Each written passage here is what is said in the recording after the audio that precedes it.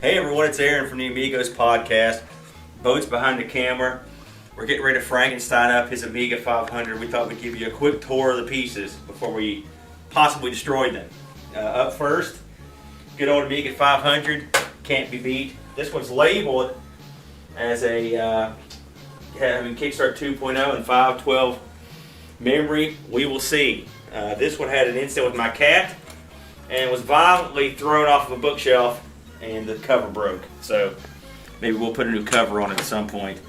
Of course, our old friend, the 520, this expensive piece of garbage, will be lodged into the back of the Amiga to provide output to Boat's monitor. Hopefully it will not be provided to break the Amiga, as so many have been in the past. Correct. Of course, you've got your RCA cables. Hook that all up. Then, power. Well, we didn't have an Amiga power supply, and because I'm cheap, I didn't want to pay for another one. So what I did was, I took an old PC power supply here, ordered this cable from a gentleman in Poland. The envelope says he was in Pikary Śląski. So if that's a place in Poland that I've butchered the name on, I apologize, but a good hi to Poland. You get a lot of kind of crazy devices out of Poland that people have rigged together, and you can see this is something very interesting. They've taken an AT power supply output, and this is where you hook this.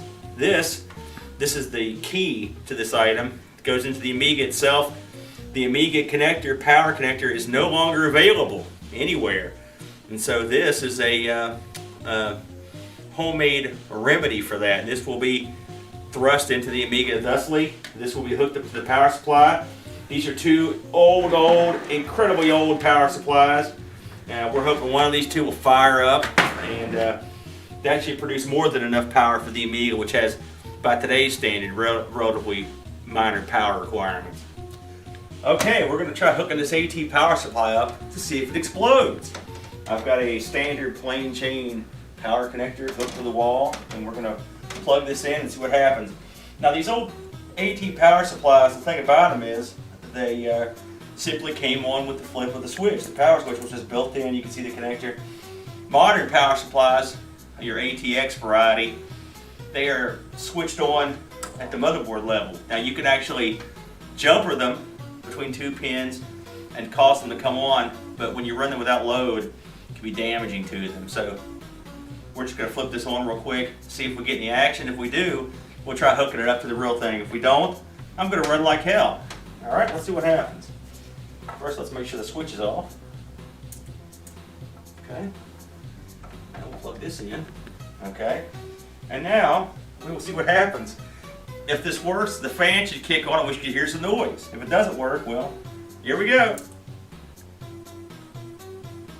Okay. Come in a little closer, Boat.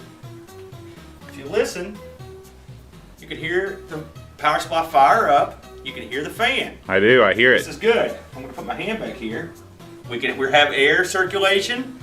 I'm going to pick this thing up. And yes, the fan is spinning. It's very important on a power supply I know this is sort of silly, but it's very important on a power supply for that fan to spin. When the fan stops spinning, these things will overheat. They will blow up. Your device is cooked. So this looks good. So the next step will be plugging it into an Amiga, this Amiga, and seeing if we get any action. Okay, we have confirmed that the power supply is at least firing up. We're going to assume that it's putting out the proper voltages without me measuring. So what's next? Well, we're going to hook up this cockamamie Polish power converter. It's actually quite remarkable. First thing you do is you'll look at this, and again, the connectors that hook up the Amiga power supply are very odd. You can see it's almost like the 5 on a die. Actuality, the two pins at the bottom are actually closer together than the upper pins. And so if you look at the power connector on this 500, you'll see the same setup. Two lower pins are close together. So what we're going to do now, on a normal power adapter connector, there would be a sheet of metal that goes around this to sure it in. This one doesn't have that, where there's no way to simulate it, so this will just be held in by the pins. These probably are a little bit stronger than your normal pins. I had it plugged in earlier and it felt pretty good, so we're going to plug it right in and make sure it goes in nice and smoothly. And it does. Very good. Polish craftsmanship at work. Thumbs up. So now we're going to set this Amiga down in front of the monitor. Now, we're going to want to remember not to put a whole lot of stress on that power adapter in the future. We're going to leave it somewhere. What we'll probably do is set the monitor or something heavy on it so it doesn't get stressed out at the point where it connects to the Amiga. Now, the next bit of this is hooking it to the power supply. This is another clever bit that they've done. If you look at the coloring underneath this connector, orange, red, yellow, blue, just like the connector. So it's really foolproof. So you just hook the connector up and see, foolproof. There we go now. And you can see the lines mesh up perfectly, the colors. So we have our power supply hooked into the Amiga. We have the power cord from Poland hooked into the power supply. What we're going to do now is power it up. Now, I'm going to check. It's been a while. I haven't had a 500 for many years. And I want to make sure I know exactly. I think this powers on just like my 1200. It would power, it would power on at the power supply. I don't think there's an actual on switch. So what we're going to do is theoretically, when we power this thing on, we should get some action. Now, we don't have the 520 in yet. We figured we better test this without it to see if we got any action at all. That way, if we run into problems, we can eliminate them as we go. So, moment of truth, we're going to see if our antique, ancient power supply with the Polish cord plugged into a beat-down Amiga 500 will get us any action or blow it up even. So, are you ready, Bo? Let's do it. Okay, we've got action. There's the light. That's a good sign. So what we're going to do now is we're going to turn this off and we're going to go ahead and hook the video up and see if we get any action. So let's give that a shot. You want to go ahead and fire this up? Yeah. Okay, you ready? Yep. Okay, so now we're going to try hooking up the 520. Now, again, a lot of you have probably seen this before, but here's the 520 right here. The device is not a bad device, it's just the design is not good. What you've got here is on the top of this, the output is an RF output and your channel selector for 3 or 4. Then on the side, you have your audio in, which is kind of unusual, and your video out. This is our baby right here. We're going to run the video out to this monitor. It connects with this port on the back. The crux of the situation, the problem, is that the port is stupidly hangs off so far as to make it very dangerous. If you slightly move it, you can have problems. You've got to make sure it's in there tightly. Of course, there are no tightening screws, so you don't want to move this thing too much. I know a lot of my friends back in the day would just literally have their Amiga on a whole other. They wouldn't have it anywhere near the stuff. They would have extenders and stuff to make sure they could use their stuff without having to be real close to the Amiga because they didn't want to touch it. But the problem is, of course, where's your floppy drive on the Amiga? And so you're going to have to get near it. That's the problem. So we've rigged up Boat's Commodore 64 monitor, and we're going to hook up our video out, thusly, and we make sure that thing's on good and tight. And then we've got the monitor on. Oh, you know what? We don't have the monitor on. We don't have the monitor on because we don't have it plugged in. Okay, we're going to plug in the monitor. Oh.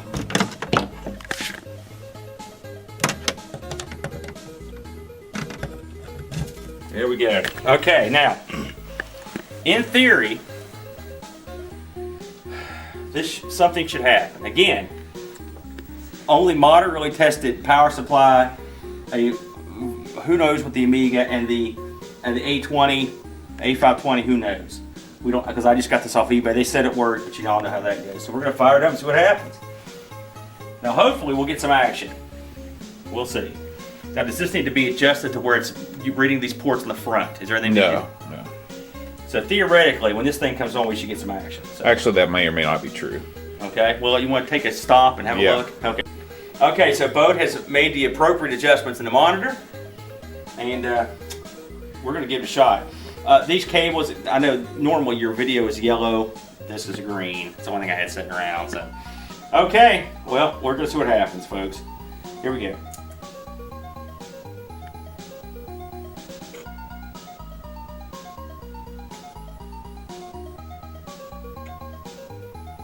I don't see anything happening. But normally when you have something plugged into a monitor like this, you will see it change even when it's plugged in. So we're going to power this off and have a quick check, folks.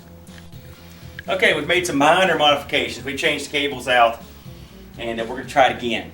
The possibilities are that the power supply isn't providing the proper power, the Amiga is screwed up thanks to its massive fall, or that the 520 is screwed up. All of which are possible. So we're going to try this again. We're going to see if we get any action. Okay, I do not see a monitor flicker of any sort. The Amiga power light is on, and I hear it clicking. I'm going to put in a game and see if we can get any sound out of this thing. Let's see what I do out here. What's our the utility file?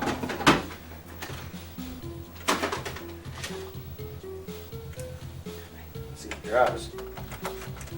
Functional here. Kind of hard to do when the. Okay, we're getting some read action. So I think the Amiga is working. We're getting no video.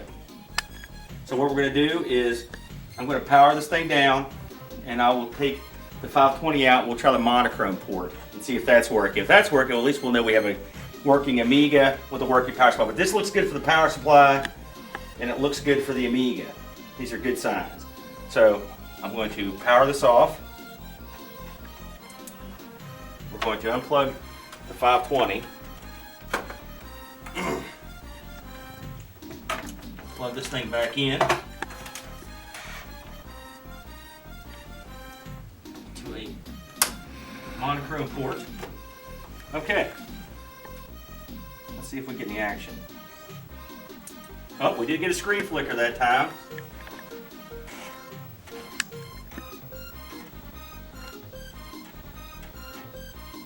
Okay, we're getting a picture. You getting that? Yep, I'm getting it. Well, what does this mean?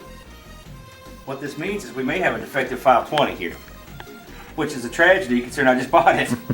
So, but first of all, thumbs up to the Polish folks that came up with this fix.